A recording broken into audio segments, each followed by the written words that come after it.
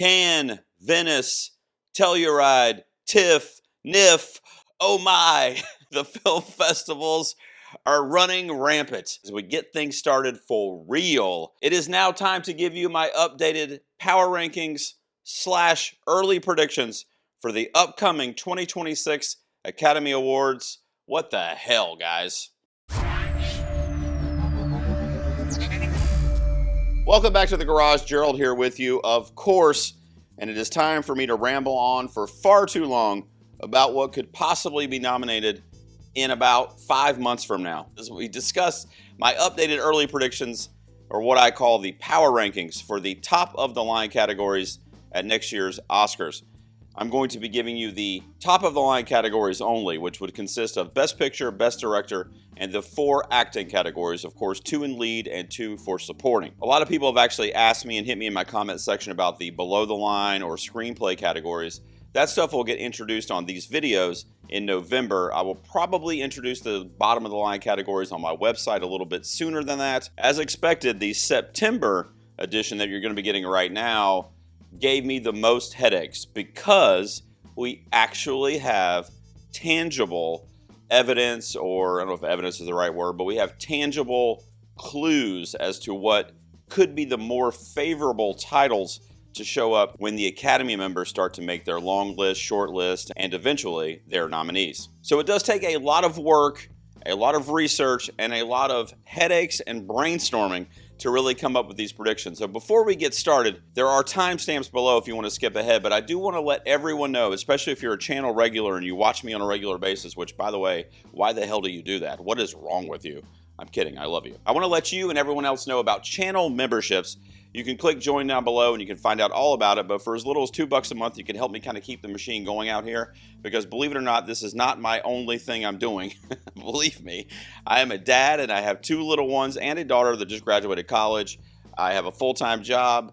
I have a wife that I try to make happy most days. Don't ask her. Also, I am giving away a 4K digital code to one of my members each and every month in a random drawing. This month, for the month of September, is going to be for the Ben Affleck, John Barenthal action film that I have not seen yet, The Accountant 2. If you like that movie, or if you just like movies in general and you want to get a free one every month, you can be a member to this channel, and there's a lot of other cool perks available as well. Click join down below, read and watch the little promo video all about it. Thank you so much for the consideration. And with that little bit of business out of the way, it is time to get into the September power rankings. First things first, of course, we are going to start with Best Picture. I should have given this disclaimer up top, but real quick, this is my opinion.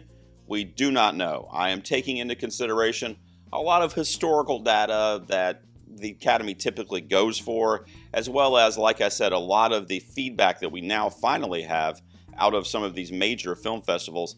As I'm recording this, the Toronto International Film Festival actually starts tomorrow. I'm going to use common sense, of course, but most of the time, especially at this stage of the game, really until we get up until like December and most of these films are out, I am going on a hunch based on what I feel and what I think the Academy is going to do based on what they've done in the past or what I just think they will do.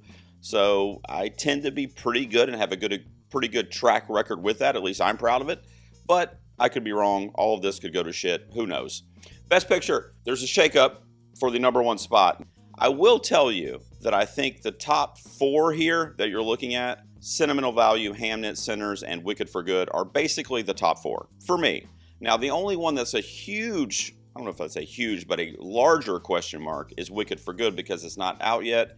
It doesn't have any press screenings or critical festival screenings or anything like that, so we don't have any general audience feedback on that movie yet. Let's start with Sentimental Value, my #1 this month. The first time it's appeared at that #1 spot. I did have it in the runner-up position last month.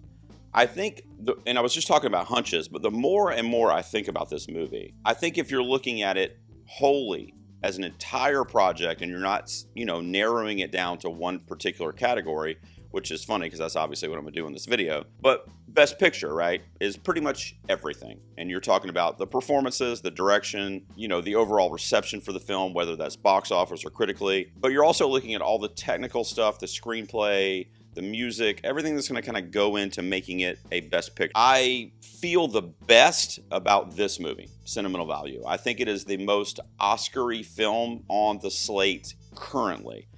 I think it's going to do the best at the Academy Awards in September. I could say something else next month. Hamnet is interesting.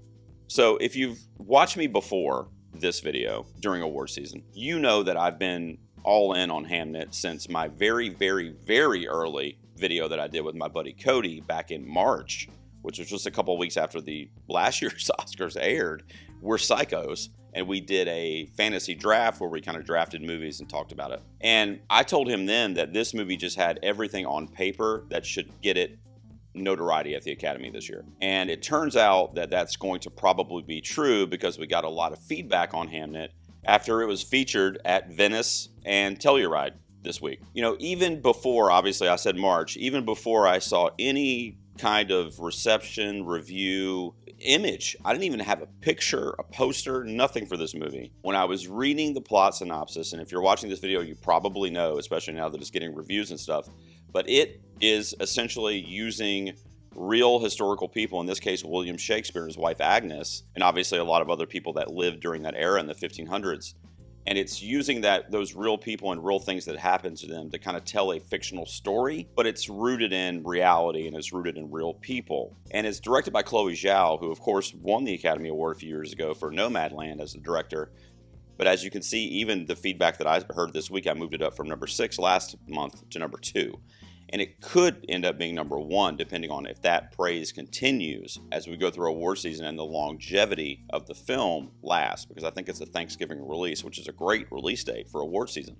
But it's got to continue. You know, we got to talk about it basically from now until January. It's got to be in the conversation. And it will be for me because I'm one of the very first people that kind of went out on a limb for the film. We talked about Sinners a little bit. That's my number 3 this month. It was number 1 for I think 2 months in a row. And you know, I think that it could still be the winner. You know, the power rankings are like what's most likely to win. Obviously, I have Sentimental Value doing that right now. But I would not count out really any of these movies, to be frank, at least until you get through to like number 6. I mean, I think any of those could be your Best Picture winner next year. And there could be one that's not even on here. Or maybe it's on the next slide for the near misses. But, you know, the Sinners is one that you can at least feel good about because you do have the investigative evidence because you've seen it, or I've seen it. So I know what it looks like. I know that Ryan Coogler is a genius. I know that he is doing these videos where he's promoting filmmaking in IMAX and the different aspect ratios. And I love his YouTube videos talking about that. The stories about his grandparents meeting at the movies, their first date. And like, there's a tie-in there. And he is a very successful director with the Academy, especially in terms of like nominations for his films. And I think that his name is going to go a long way this award season, which is saying a lot because the movie came out, was it in May, I think? It may have even been earlier than that. That's an early release for a Best Picture nominee, yes, but it's even, I don't even know the last time. Well, I guess Nomadland, but that was a COVID year. But I was going to say, I don't even know how long it's been, not counting COVID, that era, since a movie's one that came out before like August. I just don't know if that's even happened in recent memory. Wicked for Good is the other one that I think is a no-brainer, although with it not being in the zeitgeist currently and not in the conversation currently, at least aside from the trailer that came out, which I think was last month, when I saw the trailer, kind of like I was talking about with Hamnet, I was like solidified. I was like, oh my God, yes, that looks great. It looks great. The story, I know the musical very well. I've seen it on a stage, I think 3, maybe 4 times. So I know that Act 2 is darker. It's more dramatic. It's less fun, for lack of a better way to put that. I think Wicked for Good has to be, I'm going to say this as plainly as I can, and I'll say it again when we get to Ariana and Cynthia and so on. Wicked for Good, that part 2, has to be better than the first film for it to receive multiple nominations. So I think it will be, which is why you'll see it show up in my predictions. Now, when the movie comes out in November, great release date. It's going to make a bunch of money at the box office, which it also needs to do, and it's going to. What are the reviews? What is the overall consensus from the industry? That's going to be huge. If it's as good or worse, and I'm talking about the way it's received, I think it's some technical nominations, but it would be tough, I think. So that's what I'm hinging this on. And you'll see, like I said, I've got it 4 in picture, and I also have it in a lot of other of the major categories we're going to discuss tonight. So I think it will perform better critically and at the box office. Rental Family, I moved up into the 10 for the first time. It is so funny. And if you watch my video, this exact same video I did back in August, which is on the channel if you want to check it out, I filmed this, I did this, made all my changes, did all my predictions, and I filmed the video. As I was filming the video, which was like an hour or whatever it took me to record it, the trailer for Rental Family came out. No info on it prior to, just what I'd heard about the synopsis and stuff. So I stop recording, I get off the video, and I see that trailer came out, and the Jay Kelly trailer came out. I think had I seen that trailer before I recorded last month, it would have been in my 10 then. But even then, it was at 11. It was right outside. So it's in the 10 now. Yes, because of the strength of the trailer, but also the hunch is coming into play here for me. The Gerald hunch. I'm recording this the day before TIFF starts. I am hinging a lot that you're going to see on this video on Rental Family. First of all, having rave reviews. Obviously, it has to be received a lot better than After the Hunt, which we may or may not talk about today because that one died quickly. Hold that thought. It's got to have rave reviews. It's got to perform well at the festivals. And I think it's easily a nominee. If it wins the TIFF Audience Award, it would be crazy that it wouldn't get nominated at that point, because that's almost like, with the exception of Life of Chuck's weird release strategy from last year when it won the Audience Award, that's usually a green flag to get into Best Picture. I'm thinking that's what's going to happen, and I'm thinking that Rental Family, and I want you to hear me here, and I think I may have said something like this last month. I think that Rental Family is a movie dependent on what happens at TIFF, which sounds like a lot of pressure on those folks that are seeing it this weekend. It feels like a film that could literally be a locomotive going forward for Best Picture. It could be so well loved based on what it looks like the source material is, that it just is the front runner basically all season. That's how powerful it could be, because it's going to be an emotional film with a lot of drama, probably a lot of comedy, and some cool funny moments. Great acting. We assume that's going to happen. And international. It's got that international flair to it, right? So it's going to have a lot of the qualities that you would get in like a Sentimental Value or a Hamnet, but it's going to be a crowd pleaser. It's going to be a feel-good, crowd-pleasing film. So after that top 5, we get into some stuff that, I'm sticking to my guns on a couple of these until I can't anymore. And the first one that we're going to talk about is One Battle After Another, which when I started round 1 of these was my number 1. It has dropped down to 6 here, as you can see, just 4 rounds later. It's twofold. I'm not going to take it out of my 10 until it's obvious. Right now, it's not obvious. I'm also not going to give up on it personally, because you don't want to, hope dict, or what I call predicticizing. By the way, nobody else has used that, I don't think. You guys should use predicticizing. I think that's a really good term. But you can do it now, kind of, is what I'm saying.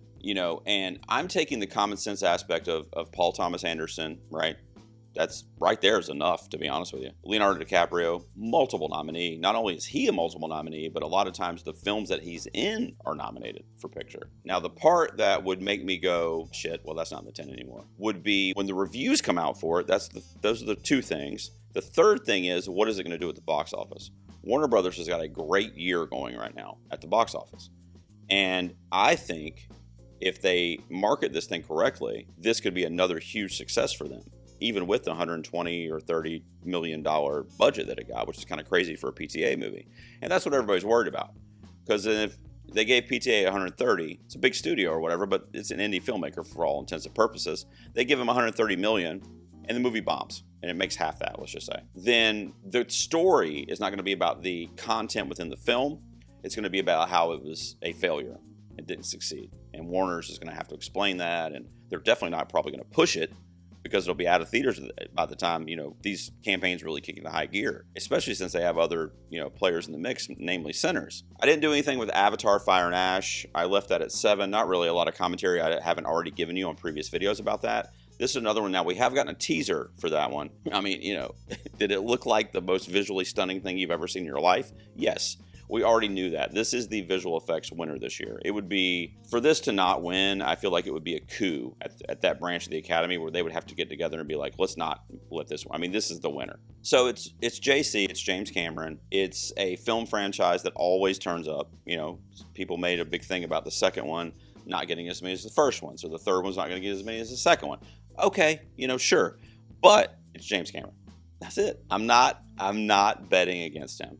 When the movie comes out, which I think this is also, no, this is a December release, so we won't know until late in the season, but it'll have early screenings and that kind of stuff. So when we start to get that feedback into December, I can adjust, or you can adjust, or whatever.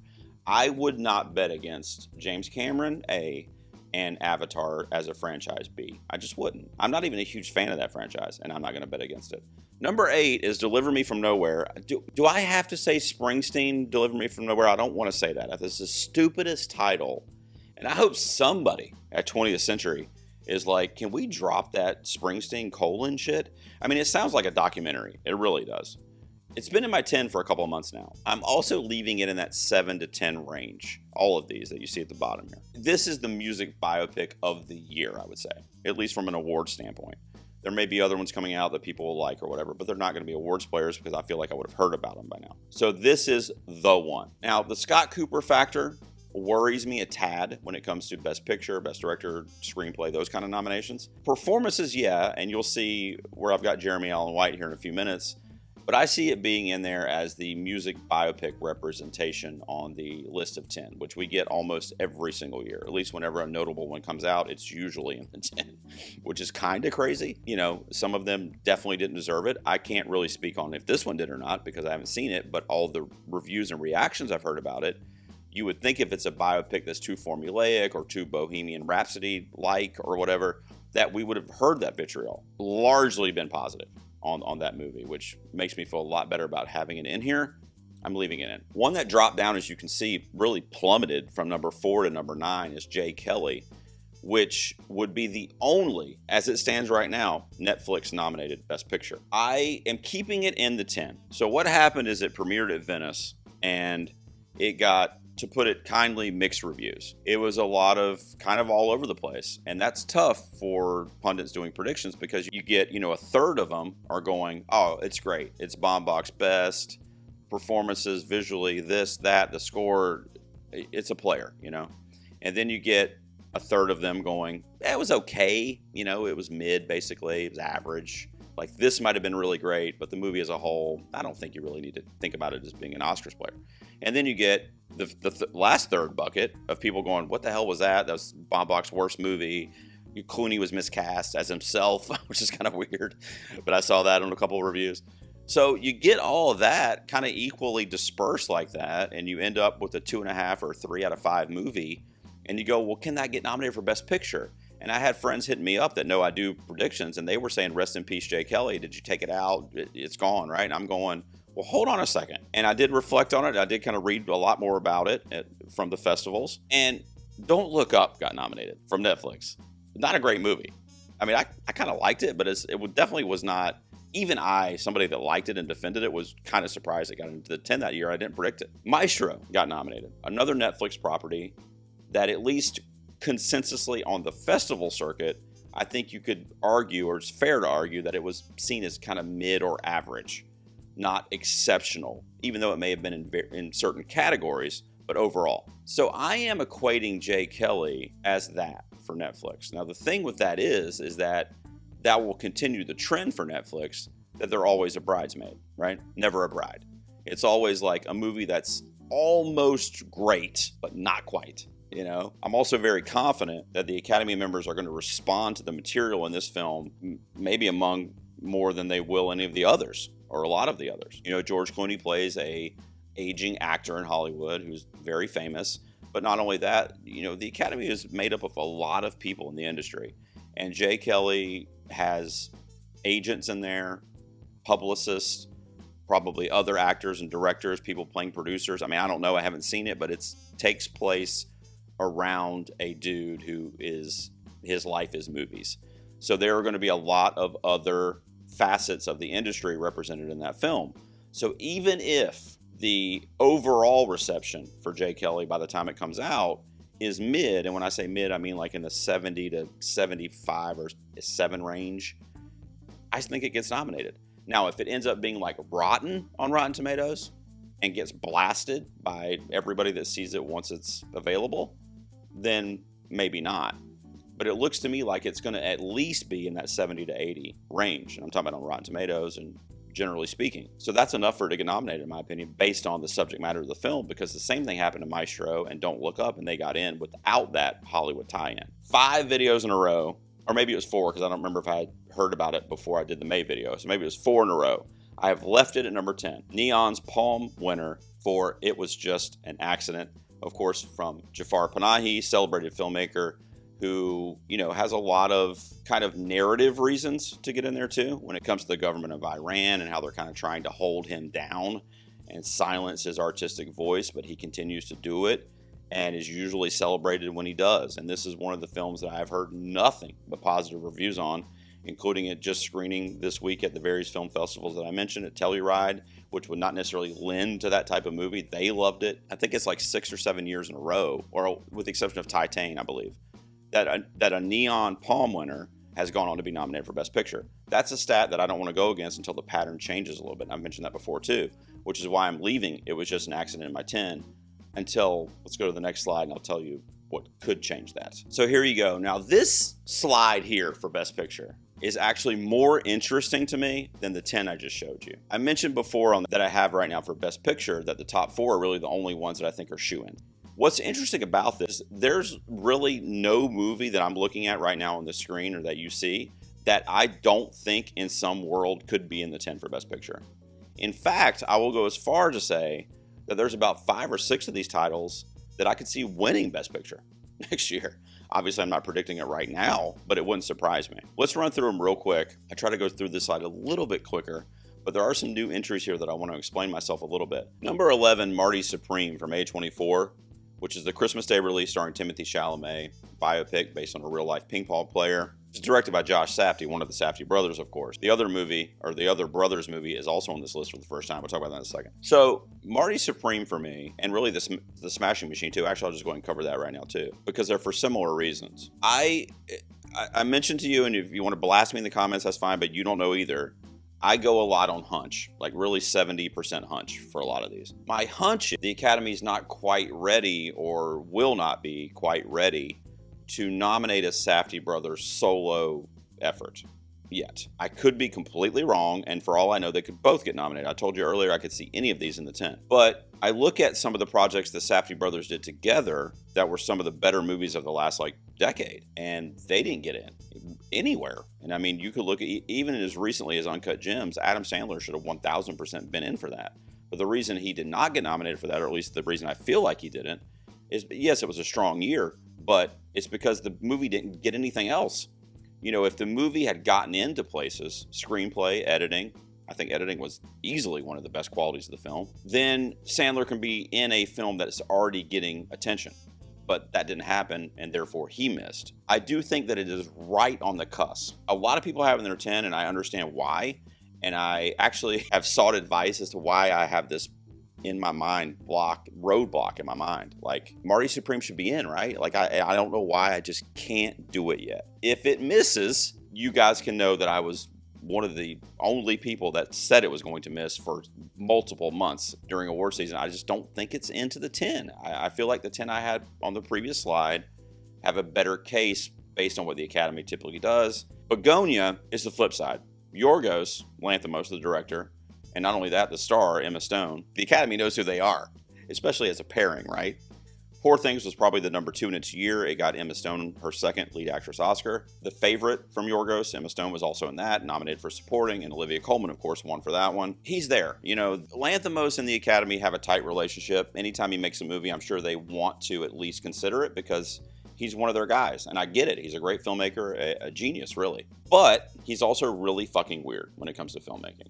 In fact, Poor Things, I'll still say this, I was shocked, if I'm being honest with you, that Poor Things got as much love as it did in its year. Very similarly to how I felt with The Substance last year. Now, I love both of the movies, but just in focusing on what the Academy does, I still can't believe it. And he's done other shit that didn't get a lot of notoriety or any at all, like The Lobster and Killing of a Sacred Deer, Kinds of Kindness, you know, those types of things that they don't even look at.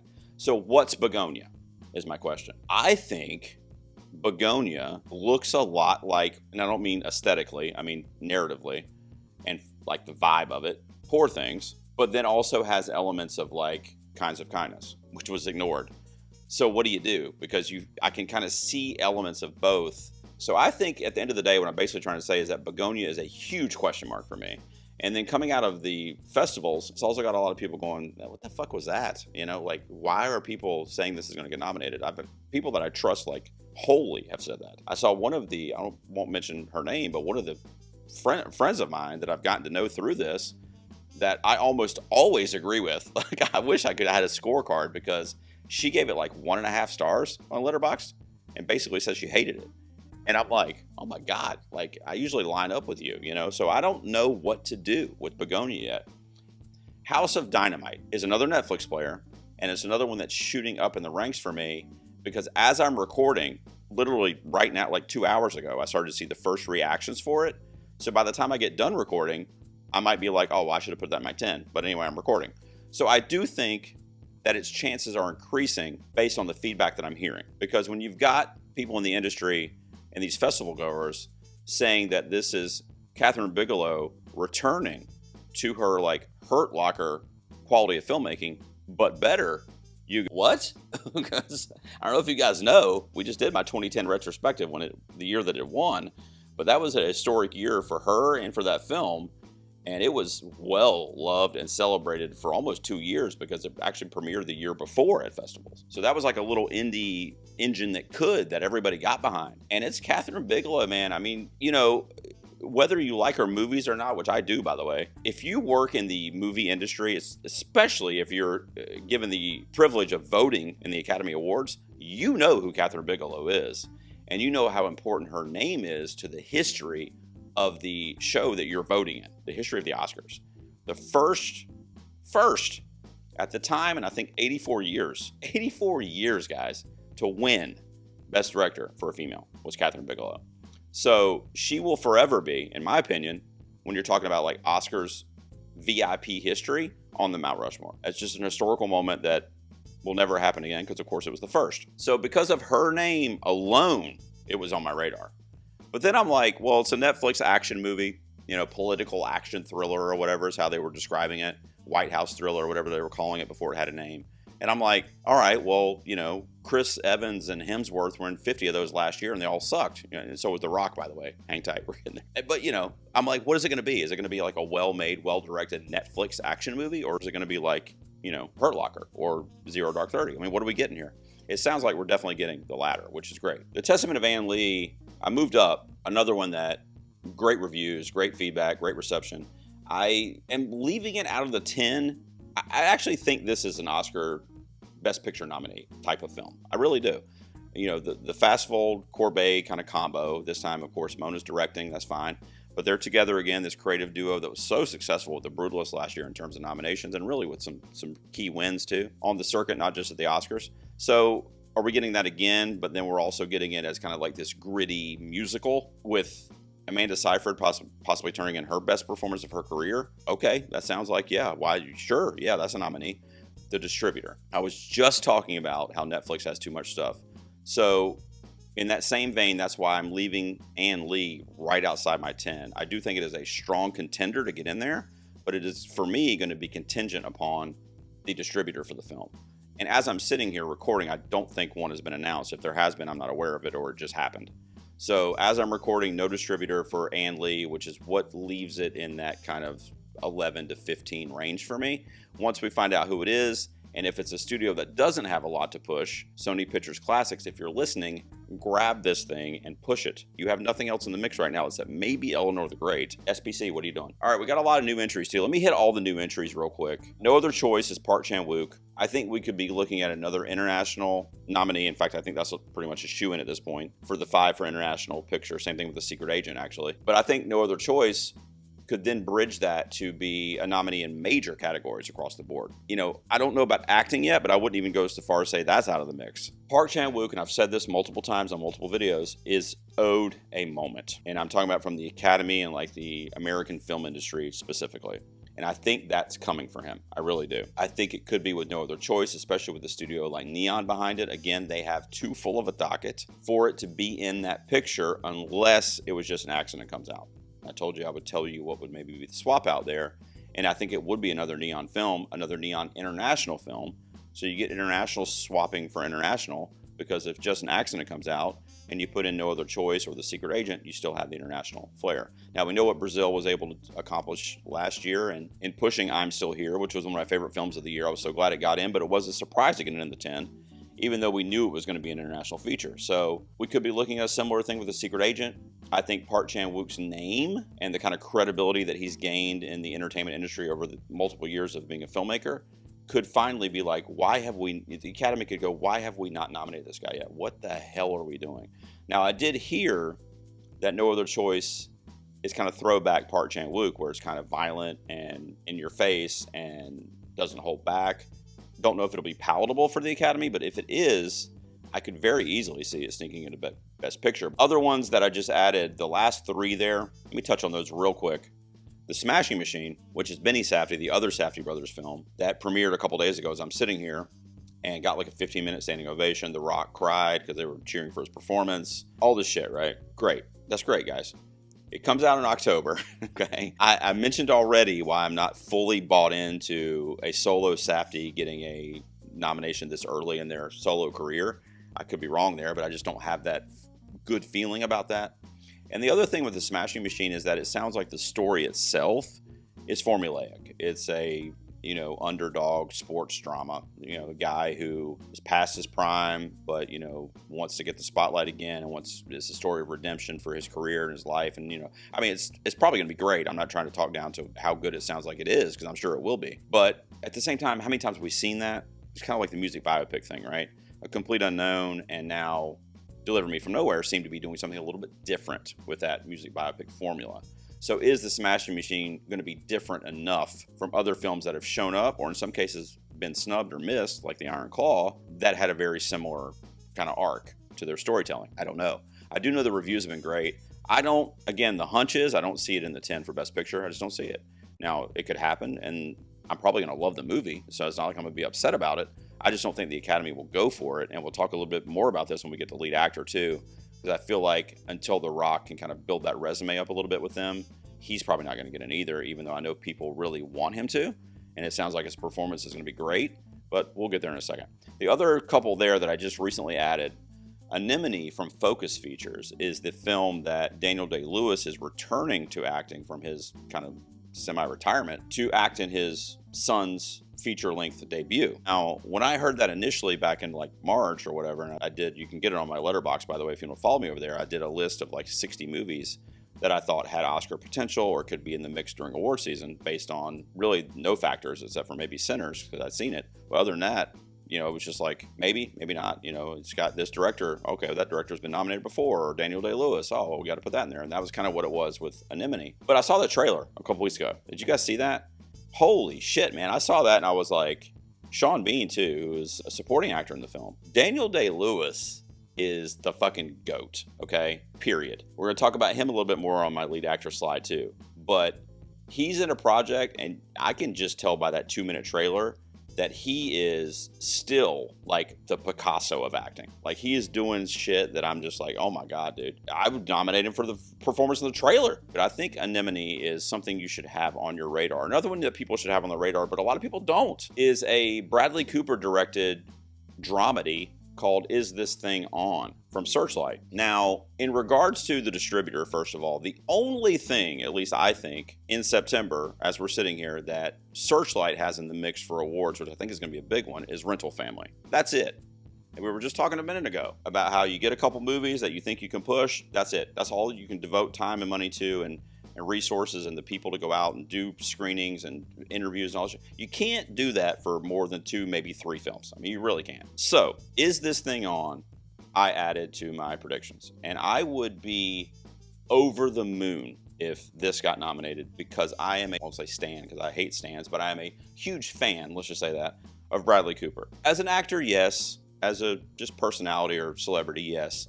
But I'm also a huge fan of him as a filmmaker. A Star is Born is still one of my favorite films of probably the century, honestly. And I think the Academy loves nominating him. I really do. And I know that sounds weird, but like, what is it, like 14? It's like a Meryl Streep situation. I think he's got 14 nominations. Now, of course, it's in various categories: producer, actor, director, whatever.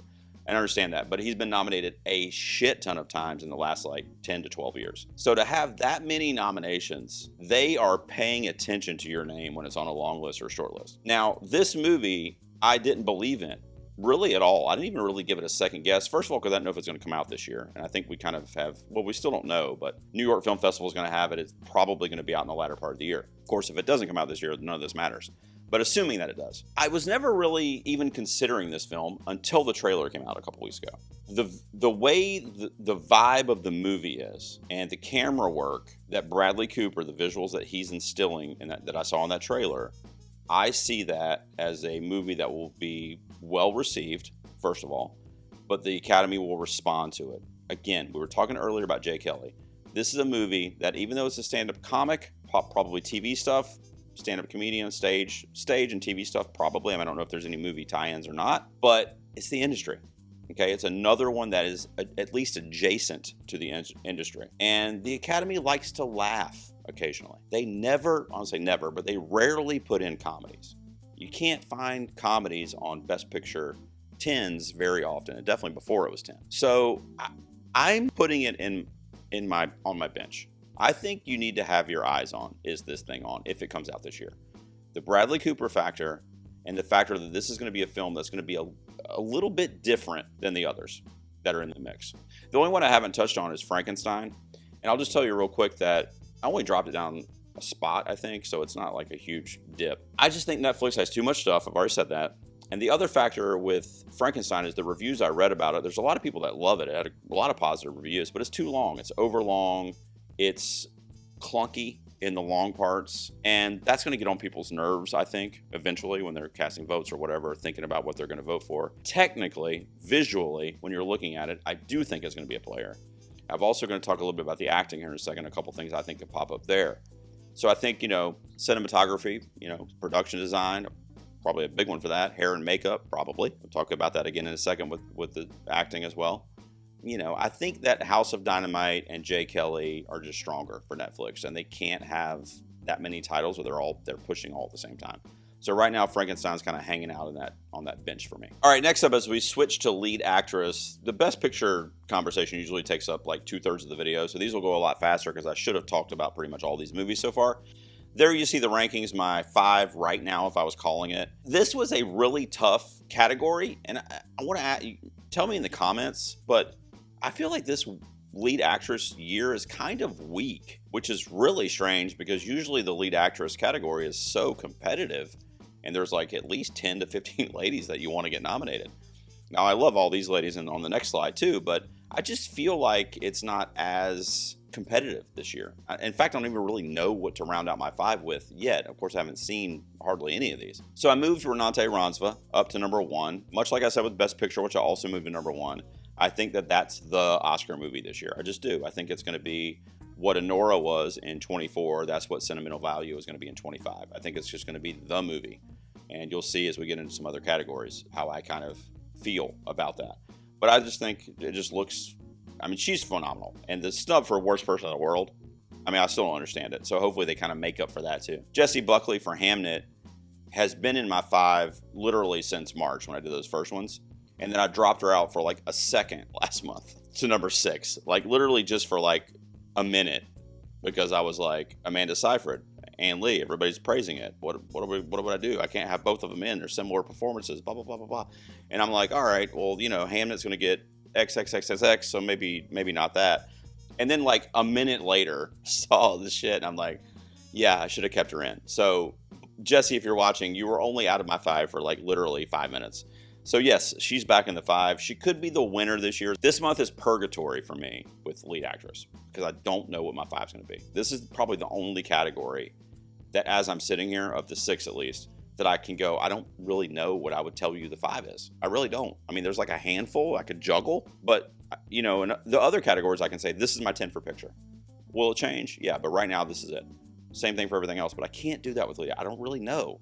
So I left Julia Roberts and Jennifer Lawrence both in my 5, okay? It's psychotic. I shouldn't have done it. But here's the thing. Both of those movies, actually, After the Hunt and Die My Love, if they get any praise from the Academy in terms of a nomination or eventual win, it's going to be for performances only, I would think. Especially seeing the reviews for After the Hunt, I think screenplay's off the table, which I had that as a maybe for that movie. So Julia Roberts, being Julia Roberts, and being a veteran and having the lineage and being front of mind and being well loved, giving a tremendous performance in an average film can still get her in because of her name. You know, if she was a newcomer or, you know, never been nominated before or whatever, it'd be different, but it's Julia Roberts.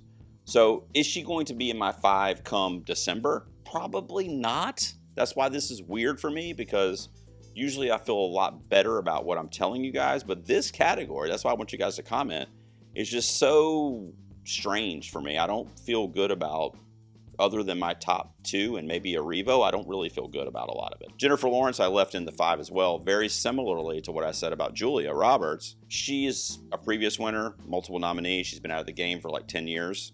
Not as long as Julia Roberts, but a while for somebody that they love in the Academy. A young face, and I've heard the performance of her career.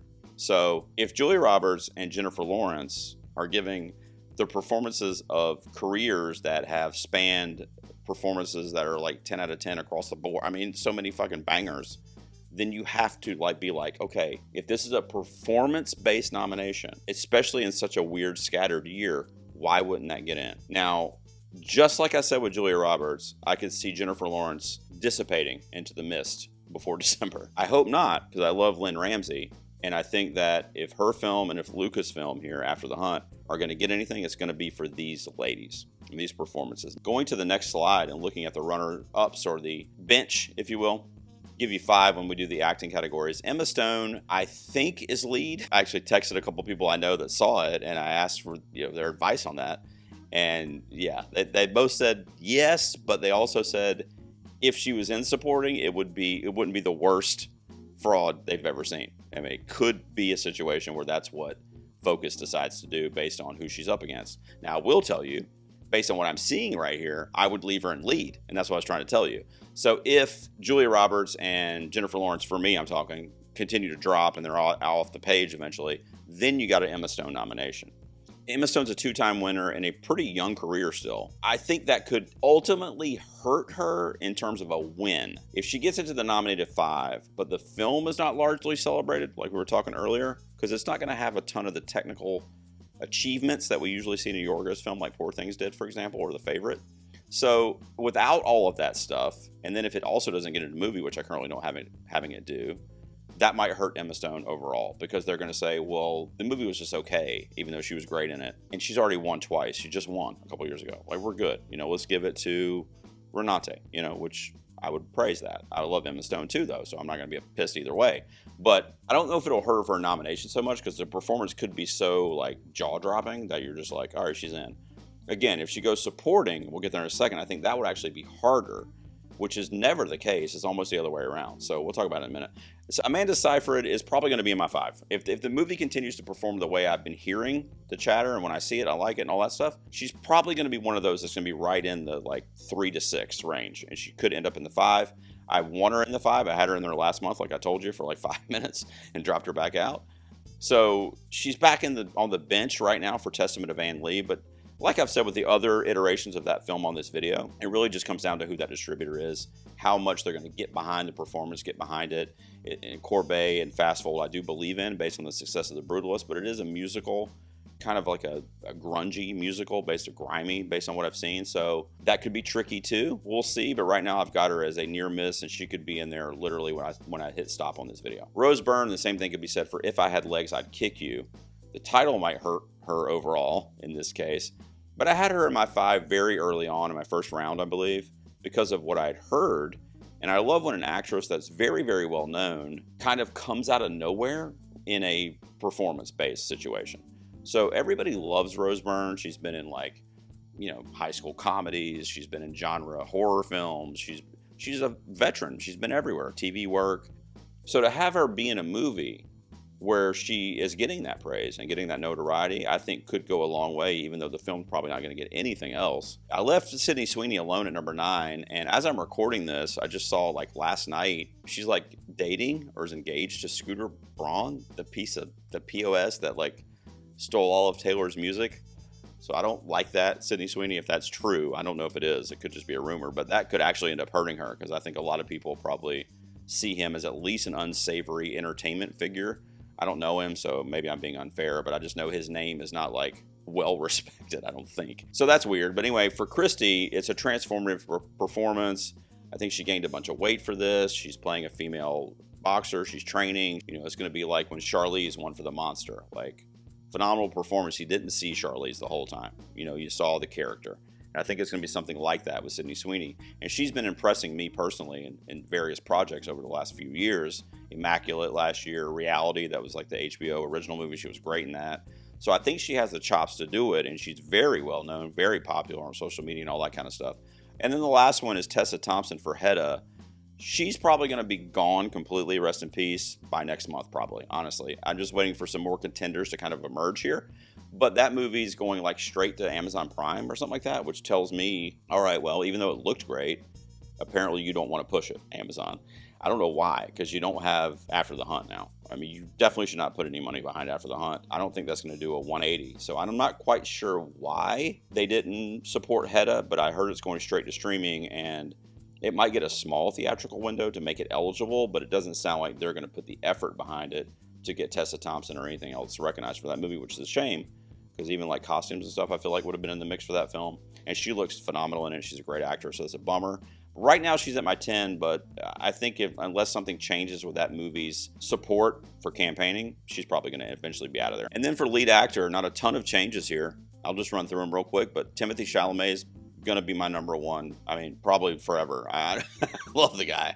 You know, he was also my number one for A Complete Unknown last year until like literally a week before the Oscars, I think, because I was like, all right, well, you know, Adrian Brody's apparently going to win this, and then he did. So, you know, Timmy had the kind of curveball at the SAG, which was great, but overall, I think we all kind of knew Brody was going to win it. But I think Timothy, you know, kind of like I said with Park Chan-wook, it's so weird because he's young. I mean, super young. He's not even 30 yet. And we're already, people like me and people are already like, when's he going to win? You know, which is possibly too much pressure for him on his performance when he's doing these roles. And I hope that doesn't come through, or that's not the case with Murray Supreme. I thought the trailer looked great. I've already mentioned how I think the movie overall is not going to be as embraced as a lot of people think it's going to be. But I do think the performances in the film will be praised, especially based on these actors that are involved, like Timmy. So, you know, real life character, which helps. Christmas Day is a big deal. So I've got Timothy probably the most likely thing to get nominated from this film right now. I was already talking about the Springsteen Deliver Me From Nowhere feedback that I saw from the festival premieres at Telluride. And I think Jeremy Allen White's in. I mean, I've had him at number 2 for a few months in a row now. Saw the trailer, and you know, weirdly, he wasn't as in much of a spotlight in the trailer as I would have expected. Like, we didn't really get to hear a lot of him as Springsteen or anything like that, which I thought was somewhat strange. It was a muted trailer in that regard. We heard a lot of Jeremy Strong. I'll talk about him in a second. But I do think Jeremy Allen White's in. I think he's another young star, much like Timmy, that's definitely on the up and up when you look at a show like The Bear. And we know he's a great performer, a great actor, and it's a music biopic. They love that shit, man. They nominate that shit. You know, I don't want to talk bad about Rami Malek or whatever, but if certain actors get in and then win it, yeah. I mean, you know, Jeremy Allen White's probably going to get in here. I've got him as my number 2. Brendan Fraser, I just moved into my 5. He was on the bench last month. I told you already. If Rental Family ends up being the TIFF audience winner, which I'm kind of calling that right now, if not, then never mind. But if it does, and if the reception overall is good, which kind of would be in sync with that, then I think the movie's going to ride it to the Oscars. We're looking at multiple nominations, of which Brendan Fraser would probably easily get into the 5 as a previous winner. We already talked about Sinners a lot on this video, but Michael B. Jordan is the performance that I think, if Sinners is a player across the board, which I think it will be, that's the performance that I think will get nominated. There's a lot of other ones in the supporting fields that I think are going to be in the mix, but I don't see any of them getting into their respective 5. I do think Michael B. Jordan would get in, though, if the film was successful with the Academy. And then I'm leaving Leo in my 5 for One Battle After Another. You know, everybody tells me to take every video I've done since April or whatever. Everybody's like, take Leo out. He's not going to get nominated. They were saying that in April. We don't know that, guys. I said that already about the movie. We don't know that. I mean, call me crazy, which some of you do, but I think Leo looks phenomenal in the trailer. I think he's like doing all kinds of different kind of styles of acting, comedic, action-packed, dramatic. I see crying, angry, like, you know, he's covering the gambit. And I think we've gotten so like accustomed to him being that type of actor that's just on another level every time he's awake, that we kind of take it for granted, frankly. I think that's kind of what's happening with this movie overall. Same thing could be said for PTA's direction. We're kind of taking that stuff for granted. I think it's going to be great. I mean, I hope it is. All the test screening feedback I've seen is good, but it's going to depend on the box office and the overall reception. It's not going to any of the festivals, at least I don't think. So, that does give me pause, but it's also a big budget film. Warner Brothers doesn't have to send shit to festivals. So if they get behind it, if it ends up being good, and I mean the way it's received, then yeah, he's in. I think he's in. I mean, multiple nominee, and especially if the film was getting nominated in other places. Now, if it's the flip side of that, then I'll take him out. But right now, it's hypothetical for at least another month or so, and then I'll kind of reevaluate, and I'll probably have to eat crow. But right now, I'm leaving Leo in the nominated 5 for Best Actor. And as we look on my bench here, my near misses for lead actor, Colin Farrell dropped out of my 5. I had him in there for quite a while, and I felt really, really good about it. I actually moved him up to number 3 last month for Ballad of a Small Player when I saw that trailer, because I was like, oh my God, he looks fucking great in that. Like, that could be like the performance of his career in that. And just what I saw in the trailer with screaming and spitting food out and crying and sweaty and like the whole thing. But alas, much like After the Hunt, I saw the reviews and they're not good. They're average at best, mid at best. So everybody does praise his performance, but I don't think it's going to be strong enough. Netflix has got too much shit. This is where they're failing performers like Colin Farrell. Because if that was, let's just say, for hypothetical reasons, that was the best performance of his career, Netflix does not have the resources to support that and to push that, because they know that movie's not a player. No pun intended. So that bums me out. I don't like the whole Netflix thing. I've said that before, but their whole involvement in the Oscars leaves a bad taste in my mouth because of their theatrical rollouts and their lack of commitment to that process, and I just don't like it. And I feel like people like Colin Farrell get the short end of the stick sometimes, because I bet you that's a really fucking good performance. I'm really excited to see it. Edward Berger, obviously, he knows what he's doing, and I think the movie's out of the mix with the exception of maybe Colin Farrell. So I'm leaving him as a possibility. He's on my bench. I talked about Daniel Day-Lewis already, so I don't have to say a whole lot about it. But yeah, he's fucking in the mix after I saw that trailer. I didn't know what to expect before that trailer. Before the trailer, I was like, DDL is just going to like help his son out, be on the marquee. But no, he is bringing it, at least based on what I saw in the trailer. I suspect that. So for Anemone, I've got him in for the first time here. It's the first time he's shown up on one of these slides for me. Wagner Moura was in the 5 last month. He's going on a seesaw for me. He wasn't in, he was in. He wasn't in, he was in. Now he's not in again. Wagner Moura is going to be the Fernando Torres figure this year if he were to kind of sneak his way in there. He got the acting award at Cannes, but other people have gotten that, and then the performances were never mentioned again. I'm not saying that his will be like that. We don't really know yet. I've heard the movie's a little long. It's less emotional or dramatic as a movie like I'm Still Here was. It's more of a procedural type feeling, and it still follows, the regime, the government in Brazil, and there's a lot of important context within the movie that I think they'll respond well to it. I just don't know who Wagner Moura gets in for right now. I would have said Colin Farrell, but I've got Brendan Fraser kind of in that spot. So if Rental Family's not well received, that might be the best news of the day for Wagner Moura. We'll wait and see. Jesse Plemons, I told you when I saw that trailer for Begonia, I was all over that shit, man. And I've heard his performance, even above Emma Stone's, is the one that you really take away from this movie, which makes me excited because he needs a moment too. Let's not forget, he's a great actor in a lot of various genres. So I left him alone at 9. It's going to really come down, I've said it, I'm repeating myself now when it comes to certain films, but it's going to come down to the Academy's taste and their response to this version of Lanthimos. Lanthimos is known to kind of play in different sandboxes, and I feel like this one is going to be much more sci-fi weird shit. That will be a great movie, but I don't think it'll be a great Academy movie. And then I dropped George Clooney down to 10 because of all the kind of mid-to-hate reviews for Jay Kelly, and they're saying that Clooney is basically playing himself, but yet still feels out of place. And the character of Jay Kelly in the movie is also receiving criticism for playing himself, Jay Kelly. So I find it all really strange that would be happening like that. But, I don't know if... I think Clooney's going to have another moment in his career, and he probably should have won for Up in the Air. He's going to have another moment in his career. Previous winner, of course, but I think there will be another moment. I just don't know that it's going to be for a movie that's like, it was okay. Like, in other words, if Bradley Cooper had won for Maestro, I would have thought that was weird. And I told you guys already that I'm comparing the trajectory of this film to that of Maestro's. So it's very similar to me. I love Bradley Cooper. I thought he was great as Bernstein. But if he won that, that would have been a weird win because the movie was not well loved and celebrated. It was just like, okay, you know, for the most part, at least in the industry and among the Academy members. And I think Jay Kelly is probably going to be more liked than Maestro, but it's going to be a similar situation where it's like the movie's kind of like 2 or 3 nominations, and, you know, we're not going to give him the Oscar for that one. You know, it's going to have to be the one. So we'll see. Let's talk about supporting actress real quick. There's a lot of shakeups in this category in terms of like movement. The bookends that you're looking at here, I'm probably not going to move until these movies are out consensusly and we have all the feedback from everywhere on these. And I'm talking about Wicked for Good and Kiss of the Spider-Woman. So that would be Ariana Grande, who's going to be my one until, you know, somebody puts a gun to my head and tells me to take her off. I'm kidding, but it feels that way. I love her, and I'm always going to be there for her until it's just like obvious that she's not going to be on there. Jennifer Lopez, similarly, when it comes to like a narrative base, J-Lo has arguably been snubbed in the past, and it's been a huge story that she has been. She's talked about it before, how it's made her feel in various documentaries and interviews. Kiss of the Spider-Woman, I know people that have seen it. It's also a musical structure, which is tricky for performance-based stuff. It, of course, has happened. So is it going to be strong enough in that movie for her from a supporting perspective to be like, well, this is J-Lo's nomination here, especially if the movie doesn't get anything else?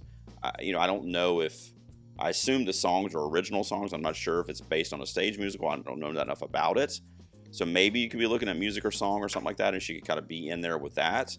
Otherwise, it would be a sole nomination, I would think, for this film. I've heard she's great in it. I've just heard she's singing and dancing in it. I'm not saying that's not acting, but it's like she's doing musical performance in all of her scenes in the movie, which I don't really know how to respond to that. I mean, I don't know. Those types of performance, and there's no dialogue spoken. So we'll have to wait and see. But right now, I'm leaving her at 5, if for no other reason because of the narrative and because it's her turn. And then we'll see how the movie's received overall. I did move everybody up pretty much. Inga Lilias from Sentimental Value. If I'm pronouncing that wrong, I apologize. She plays the sister of Renate in the movie, and the trailers and the footage that I've seen, even the stills of her crying and breaking down in Renate's arms, I'm like, please, like, let's nominate this lady. The international flair is there. I think that's going to be a big part to the nominations this year too, and it's going to go down from just picture to other stuff like acting. So not only do I have Inga in there at my number 2, again on the strength of Sentimental Value, and because I don't want to remove Ariana quite yet. If Ariana plays Glinda the way that I know Glinda's character to be in Act 2, she should be nominated easily, and it should probably win. That is a very layered character with a lot of depth that basically has a like transformation after they go to intermission, and we come back to the Act 2 is like a different Glinda. Mari Yamamoto is the female actress that I believe plays the mother, or is the mother of the young girl that Brendan Fraser's character ends up standing in as the father for, I think. And I'm only going on the trailer, and again, those reviews are not out yet because TIFF is starting tomorrow as I'm recording. But I think that's the character that she is in the trailers. So international is a big piece. And I'm also really buying in this month. This will all change next month if the reviews are different. But I'm really buying in this month to Rental Family being a success, critically at TIFF, possible audience award. And if all that's best casting, if all that stuff happens, then it is best casting in terms of like a possible nomination, and it's going to trickle down to really every category. So right now, Yamamoto would be the female supporting that I kind of think could come along with that. Gwyneth Paltrow from Marie Supreme, I just moved her back into the 5. She was out for a couple months, but she's back now. I've gotten to tell myself that Marie Supreme's a Christmas Day release. A24 is going to push it. I mean, that's probably going to be their push, honestly, maybe Smashing Machine. So I think it's going to be performances in that film that are going to possibly break the barrier. I already mentioned Timothy. He's my number 1. Gwyneth Paltrow is another actress, so remember this kind of theme for this year's Oscars. Another actress like Roberts and like Jennifer Lawrence that's been out of the game for a while, and previous nominee, and she could be back. And that could be another narrative that they want to kind of keep that trend going this year. There's a couple new names when you look at my 6 through 10 here, my bench. So let me talk about those real quick. So I added Amy Madigan from Weapons and Greta Lee from House of Dynamite. The Greta Lee one at number 10 was a bit of a Hail Mary because I just started to hear chatter about that movie, and I know she's in it in a supporting role. I think Rebecca Ferguson is lead in that. So for that reason, and because Greta Lee should have gotten nominated for Past Lives, I'm kind of throwing her out there in my number 10 spot to round it out and to kind of be one of the first to say it if it ends up being a powerful memorable performance in that. Wells, another best casting possibility, by the way, for House of Dynamite. The other one is Amy Madigan, and I don't want to talk a whole lot about her character in Weapons because it's still a fairly new film. It's still in theaters. I don't want to spoil it for people. But she's a very memorable kind of antagonist in that movie, and I won't talk about specifics, but she's just very magnetic. Like, you just are drawn to what she's doing in that movie. And the thing is, I don't think there's any universe where the Academy nominates her for this horror movie. I don't. But I do think she's probably in the top 10, though, based on just what she does performatively in the movie. The subject matter of the film and the type of genre film it is keeps her out, I think, regardless of how powerful the performance is or memorable it is. Other people actually put her in their 5, which I think is kind of crazy because I just don't see the Academy nominating this type of film. I don't, especially for performances. But, you know, we'll see. I mean, they love their villains, they love their antagonists, especially in the supporting. So I could be wrong. I would be completely fine with that because I love her and I love her in the movie. Laura Dern for Jay Kelly and Teyana Taylor for One Battle After Another were in the 5 last month. They're both out now. Laura Dern, I'm going to say rest in peace. I heard she's not in the movie enough. It's a Noah Baumbach film. She won for that, of course, Marriage Story. So if she were in it enough and she were a prominent figure throughout the movie, then yeah, it would probably be a no-brainer, which is kind of where I was sitting last month. But now that the reviews are out and I'm hearing that she's basically in the first half of the film, I just don't know that there's going to be enough, like I said, love for that movie to get it across the board stuff. So right now I've got her missing. She is also in Is This Thing On?, which is the one I mentioned earlier to keep your eye on, and I almost put her at that spot for that movie. But I obviously want to hear the New York Festival premiere for that film and some other reviews about her performance and how much she's in it.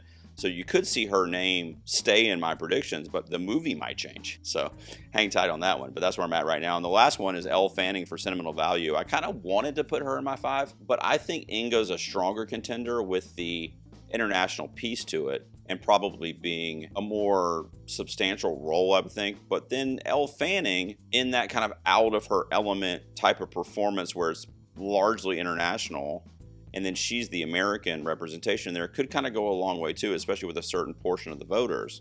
So if Jennifer Lopez gets snubbed again or doesn't end up making it, that would probably be Elle Fanning's spot, which then you would have 2 actresses from the same film, which of course is possible. In this case, Sentimental Value is also very possible because, like I said, I think that's the strongest Oscar contender this year as I'm sitting here right now. We've got just a couple slides left. This one is virtually unchanged. So I'm just going to throw it up on the screen there, and I've talked about all these movies. The only one I'll mention, so this is for supporting actor. There you see the order. Skarsgård, Sandler, yes, I think he gets nominated for Jay Kelly, even with all the doubts I have about the movie. I think he's a shoo-in. This is his year. If the Academy lets him down again, I swear to God, he's going to make Grown Ups 4 or whatever number they're on, and we don't want that. The only other one I'll mention that I haven't really talked about yet is Paul Mescal in Hamnet. This is another one that I just added to the 10, and I actually would have had him in sooner to whatever category, but I was literally holding on to him because I didn't know if he was lead or supporting. I actually texted, like I mentioned earlier, a couple people that saw this that I know. They're like, well, you know, I thought lead, and then I started thinking about it and I put him in supporting, and then a couple people said that. And then another person said it could be either one. And I'm like, okay, well, yeah, obviously I know that. And then somebody else was a girl that I'm friends with. She was like, yeah, you know, I thought supporting, but now I think lead. So I got a little bit of everything, and I still don't really know what he is. I do know that it's more Agnes's story and Jessie Buckley. She's obviously the lead. Nobody's questioning that. So you have the lead. So it's really going to come down to focus features. What are they going to do? You know, they're going to tell us in a month or two, he's, you know, best supporting actor nominee or whatever. So we'll know. Right now, I'm assuming Jessie's the bulk of the POV. It's her story. Paul's going to be supporting. That's what I'm thinking right now. So I went ahead and just took a shot at it, and I threw him into my 5 here. And then looking at the last half of the supporting actor possibilities, this is my bench here. Jonathan Bailey was in the 5 last month. He's kind of doing the seesaw thing for me too, teeter-tottering between the 5 and the near misses. This month he's a near miss, but again, that was to make room for Paul Mescal, so depending on the category situation there, that could change, or depending on the love for Wicked for Good, like I've said already on this video, that could change as well. And I think Bailey, who missed last year, with the exception of the kind of weird SAG nomination that he got, which I thought was great, but it was just strange, then he could get in and be one of the ones that missed last season, which would be great. I got 2 centers, actors, that I basically left where they were. I did move Delroy Lindo up 1 spot, but nevertheless, he's been hovering around those near misses for me all season. And then Miles Caton is the other one, who is arguably the most like memorable supporting performance in the film, but I think Delroy's name as an actor and also being a previous snub and missing some opportunities that he probably should have gotten with the Academy specifically might go a long way from a narrative standpoint. But either way, those two dudes in their supporting roles are definitely worthy to at least be in consideration. Robert Pattinson is down at 10. I don't think he's going to hang on there very much longer. Already mentioned that movies like Die My Love and After the Hunt are really going to be performance, if anything. Robert Pattinson, I'm not hearing people talk about him the way I heard him talk about Jennifer Lawrence. So I think eventually he will probably be replaced, perhaps with somebody from Rental Family. But I need to learn a little bit more about those international actors and hear who has the most impact in the supporting roles and that kind of thing. So he's kind of hanging out as a placeholder right now, and I love RPAT. And he did some great shit this year, too, because you think of Mickey 17 as well, which was probably an Oscar-worthy performance in and of itself, but the movie wasn't well received. So I've got him at 10. And then you see a new name on there. That's what the yellow cross means there. Jacob Elordi, who plays the creature or the monster in Del Toro's Frankenstein. I did not expect to, even though I love Elordi, even though I loved Skarsgård last year in Nosferatu, I would never have anticipated that I, or really anybody, would have put a creature or a non-human monster in a Oscar category for acting. I don't know why, I just never kind of saw myself doing that. But what I've heard about Elordi, who's been on the cusp before, especially with like Priscilla, he was thought to maybe be in the conversation that year, and he's all over the place. Euphoria, I mean, he's Emerald Fennell's movie. I mean, he's everywhere. They know him. He's in the mix now. He's a young actor who's people are taking notice. So this is obviously a classic monster that everybody knows, and he brings emotionality to it and changes it a little bit. It's a little bit different than what we would anticipate of kind of roaming through the countryside. At least that's what I hear. Like I said, it's my most anticipated of the year, and it still is, even with the reviews I've seen. So Jacob Elordi could be one to keep your eye on, because that would be a very unconventional win. And not only that, it's going to have the hair and makeup nomination, assuming it will. I do assume it will. So if that happens, a lot of times the actor that had the makeup, or most of it, I don't think he's probably not the only one with makeup, but most of it, the prosthetics or whatever, hair and makeup, the actor that had that stuff that got the nomination usually is like similar kind of mentality when they cast their votes for that as well. So it could be something that's tied to that. And then the last slide that I can pretty much fly through here, because I've talked about all of these and you guys pretty much know how to stand, and virtually nothing has changed from last month on this first one, except I flipped spots for Chloe Zhao and Paul Thomas Anderson. But there you go. I got Ryan Coogler winning for Best Director, and that is regardless of what Sinners gets. I think Ryan Coogler will have enough love among the director's branch this year that if Sinners is a player in any facet, even if it's like 2 or 3 nominations, he wins Best Director. That's what I think. The picture might not win, because obviously you got everybody voting on that, not just directors. But if he's in the Director 5, he will win. And right now, that's what I think is going to happen. Trier, same thing. Sentimental value. The only reason Trier's not at 1 is because I just told you I think Coogler's going to win for Sinners. But sentimental value, if you noticed, was at either 1 or 2 for pretty much all my slides, at least the ones that it was eligible for.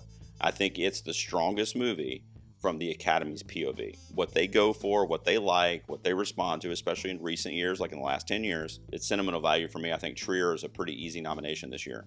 It better not be another snub. Jafar Panahi, I talked about a little bit also. That's going to be a narrative going along with a probably tremendous filmmaking feat. I haven't seen it, but I'm assuming it's a brilliant film. That's what I've heard. The trailer was great. Sounds like a really juicy, important story, but very entertaining as well. I heard it's got some comedy in it, so it's going to be cool that he's kind of mixing dark comedy into the story. And the narrative for him, and being the celebrated filmmaker kind of against the Iran government, that's going to be huge. I mean, he didn't even know if he could leave the country to come to Telluride when the movie screened there. And he gave a whole speech about how important it was that he called, I think, his producing partner, he called that was in prison while he was at Telluride promoting the film. I mean, that kind of stuff. You're not just making movies. You're like risking your life and your livelihood to tell stories. And I think that's going to go a long way, especially, like I said, if that movie is in, then Panahi is in. Chloe Zhao for Hamnet, what do you want from me? I've had her in my 5 literally for like 3 or 4 months. I mean, since the very beginning, she's been in my 5. She's a previous winner. She would be the first woman, I think, to be nominated twice for female director if it happens since Jane Campion did it. So it could be historical as well. She could be the winner. I think Ryan Coogler is going to win it, but she could maybe be the number 2, give him a run for his money. But I think she's in there. I've always thought she's in there. It's just a matter of where she fall, but I think she's in the 5 for sure. And then PTA, I got you. I'm dying on the hill. I told you guys already. I don't have to give you any more commentary. Whenever you see one battle after another in its 10 or 5, it's because I'm dying on the hill that I think that's going to be received well, it's going to make money, and it's going to be an Oscars player. A month from now, if none of that shit happened, I'll change my tune. Just so you know, I got no problem telling you I'm wrong, dropping stuff out, changing. That's what this whole game is all about. Now, when I do my final predictions, I don't want to be wrong.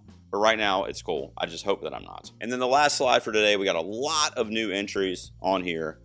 I did move up John M. Chu to that 6th spot. I said something very similar with Jonathan Bailey. These are categories that did not get a lot of love last season.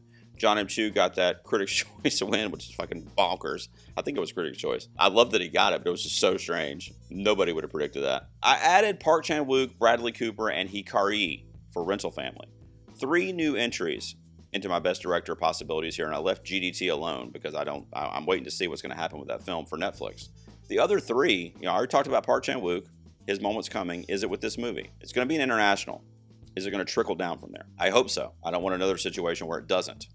Bradley Cooper, I already talked about too. They love nominating him. They just do. And if the film's going to be directed well, which based on the trailer looks phenomenal, it looks like he's really taking time to live in those moments that Will Arnett's character is going through, to sit with the emotion and the awkwardness. Even in the trailer, it was awkward how he was on stage doing a stand-up, but he was talking about his divorce, which was real. And then we got to see the tie-in there with Laura Dern's character. So it's going to be a very real film. And Bradley Cooper is a fucking great director. Whether you like him or not, he is an amazing director. Like I said, A Star Is Born was one of my favorites. And then Hikari would be another one like Park Chan-wook with like an international nomination and another female nomination, which would be great. It's just great to have another woman in the mix in the conversation.